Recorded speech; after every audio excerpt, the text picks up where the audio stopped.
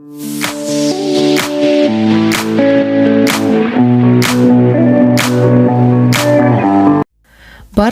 сәлем достар, каналға қош келдіңіздер.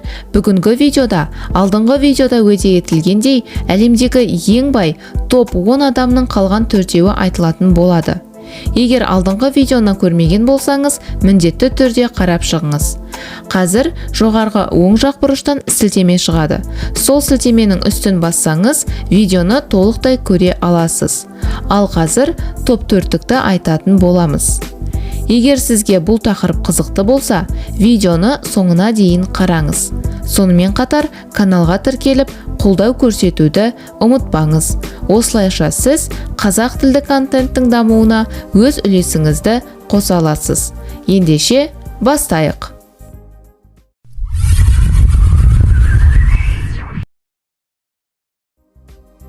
Әлемнің ең бай 4-ші адамы Ларри Эллисон атты миллиардер.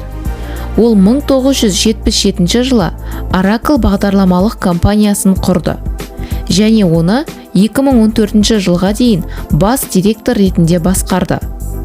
Ал қазіргі таңда ол бұл компанияның бас төрағасы ретінде қызмет атқаруда. 2012 жылы Эллисон Гавай аралын $300 миллион сатып алды. Осылайша ол 2020 жылы Калифорниядан Ланайға қоныс аударды. 2018 жылы Tesla компаниясына инвестиция салып, 2022 жылдың тамызына дейін автомобиль компаниясының кеңесінде болды. Қазіргі таңда жасы 78-де. Жеке капиталы $118 миллиард асады.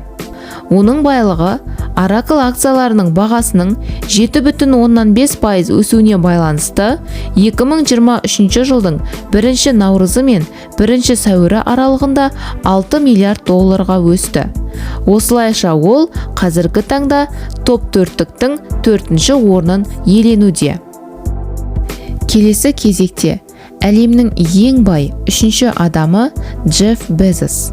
Ол 2021 жылдың шілде айында Amazon электрондық компаниясының бас директоры қызметінен кетті. Алайда басқарма төрағасы қызметінде қалды. Ол осы жылы өзі құрған және миллиардтаған доллар қаржыландырған Blue Origin жеке зымыран компаниясы жасаған зымыранмен ғарышқа ұшты. 2023 жылдың 1 наурызы мен 1 сәуірі аралығында оның байлығы $9 миллиард өсті. Өйткені Amazon акциялары 12% өскен болатын. 2017 жылы Билл Гейтсті басып озып, әлемдегі ең бай адам болды. Билл Гейтс екеуі мезгіл байлық бойынша 1 және 2 орындарды ауыстырып отырды.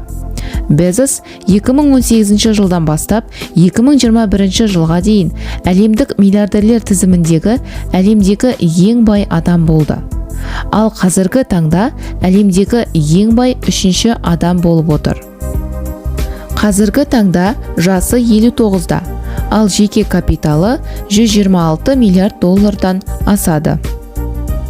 Келесі кезекте әлемнің топ 10 ең бай адамның 2-ші орнын иеленіп отырған Илон Маск атты миллиардер. Илон Маск қазіргі таңда Tesla электромобиль компаниясының, SpaceX зымыран компаниясының және Twitter әлеуметтік медиа компаниясының бас директоры ретінде қызмет атқаруда. Ол Tesla акцияларының 23%-ін иеленеді. Автокөлік компаниясы оның байлығының шамамен 3/2 бөлігін құрайды. Ал Twitter әлеуметтік медиа компаниясын 2022 жылдың қазан айында $44 миллиард сатып алды. Ал SpaceX зымыран компаниясын 2002 жылы Лос-Анджелес маңындағы Эль-Сегундода құрды. Маск 2021 жылдың қыркүйегінде әлемдегі ең бай адам ретінде саналды. 2021 жылдың қарашасында оның байлығы $320 миллиард жетті. Маск 2022 жылдың желтоқсанына дейін әлемдегі ең бай адам болып қала берді. Алайда сол кезде Tesla акциялары бағасының төмендеуі оның байлығының төмендеуіне алып келді. Tesla акциялары 2021 жылдың қарашасында шарықтау шегінен төмендеді. Алайда 2023 жылдың басынан 31 наурызына дейін 90%-дан астам өсті. Осылайша ол қазіргі таңда әлемдегі ең бай екінші адам ретінде саналып отыр. Қазіргі таңда жасы 51-де, жеке капиталы 202 миллиард доллардан асады. Келесі, әлемдегі ең бай адамдардың көшін бастап тұрған, яғни бірінші орынды иеленіп отырған ең бай адам Бернард Арнольд. Ол 70-ке жуық киім және косметика брендтері бар әлемдегі ең ірі компания LVMH-тің бас директоры және басқарма төрағасы. Олардың ішіндегі ең көрнектілері Louis Vuitton, Dior және Sephora. Сонымен қатар 2021 жылдың қаңтар айында LVMH Tiffany зергерлік компаниясын 15 миллиард 800 миллион долларға сатып алған болатын. Қазіргі таңда Арнольдтың 5 баласы бар. 5 баласы да LVMH империясының әртүрлі бөліктерінде жұмыс істейді. 2023 жылдың қаңтар айында Арнольд Дельфин атты қызын топтағы екінші ірі бренд Dior'ды басқаруға тағайындады. Қазіргі таңда Арнольдтың жасы 74-те, жеке капиталы 225 миллиард доллардан асады.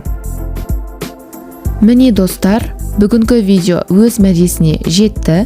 Соңына дейін көргеніңіз үшін алғыс айтамыз. Егер сізге ұнаған болса, каналға тіркеліп, лайк басып, қолдау білдіруіңізді сұраймыз. Осылайша сіз қазақ тілді контенттің дамуына өз үлесіңізді қосасыз. Ал қазірше сау болыңыздар.